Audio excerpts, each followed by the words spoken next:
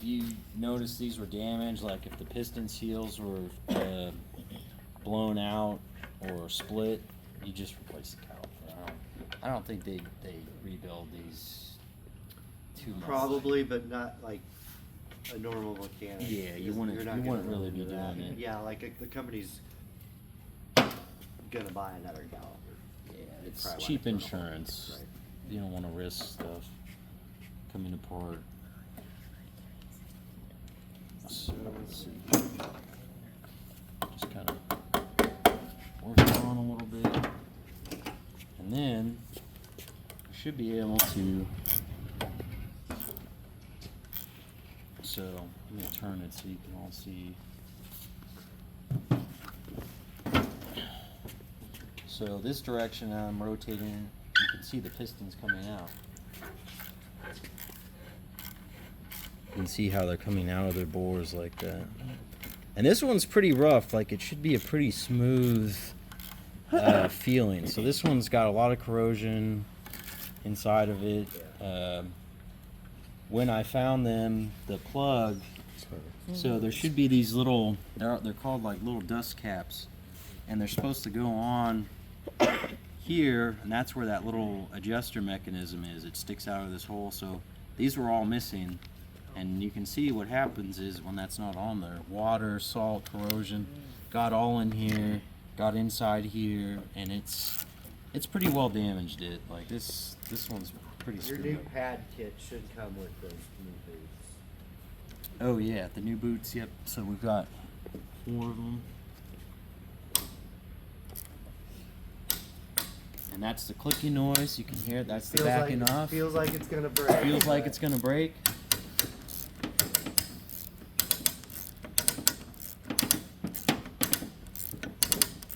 So when you go to replace pads, you want to make sure you release your parking brake, chock the wheels.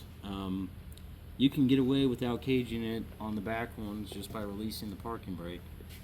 Then you can go in here, back off your adjuster mechanism, and that will give you enough room to pull out the old pads and slide in new ones. So it'll get to a point like right there. That's almost where it wants to stop, and that's as far as it'll go.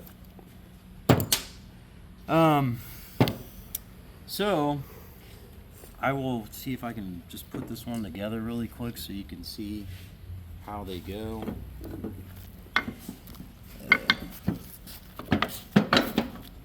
Goes like this. This one goes in here like this. And your rotor's going to sit in between here. There's a little clip guy here. There should be a big pin. So you've got your pin, clip, a washer. These little guys, I believe there's Those are 2. kind of These some of those are pretty accepted. snap them on.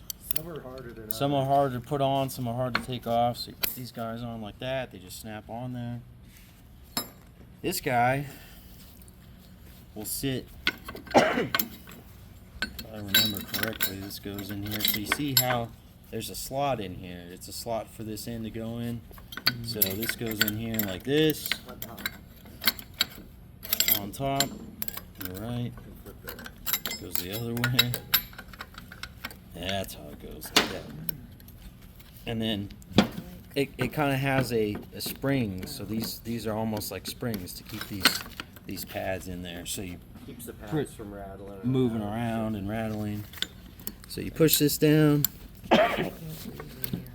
and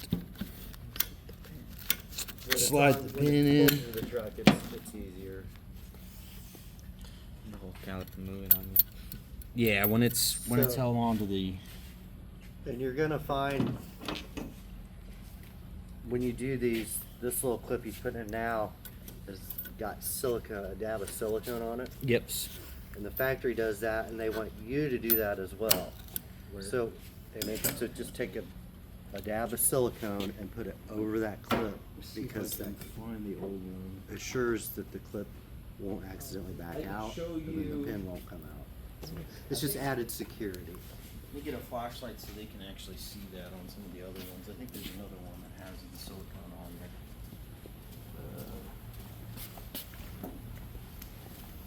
Well, those heaters. Yeah. I almost just turned them off. So that silicone clip, you can see right here. So if you guys get down there, you can see how they put just the, you see that it's like a rubbery silicone. So when you do have to service it, what kind of silicone are they supposed to be using? Anything? Any type of RTV. Okay. It doesn't have, I don't think it has to be specific.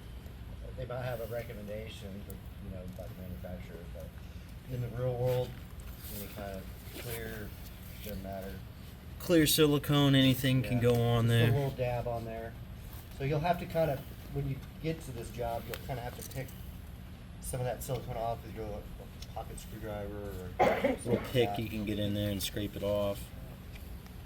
And so that's the silicone on the clip, just an extra secondary measure to keep that from coming out, because that's essentially what holds your pads in. So here's the inside of it. That's how it's supposed to look. The kit, when you buy or you get a set of pads, what they do is they send you enough for one axle. So you will get 4 pads. You should get 4 of these little dust covers, 4 of these guys, 2 of these guys, and 2 of these pins. And then you also get 2 of these. And if I'm not mistaken, this actually stays in the caliper. It stays on it, and then you put So the- you put this on there and you leave it in, yeah, and then you leave put it- your dust cover leave it on. for the next guy. So Another thing is, when you start getting on higher mileage tractors, you know, especially that 500,000 mile, 400, 500,000, the disc is gonna wear as well. You're gonna, there's measurements, like they can get too thin, and you get a spec from a book or computer nowadays, and measure that, and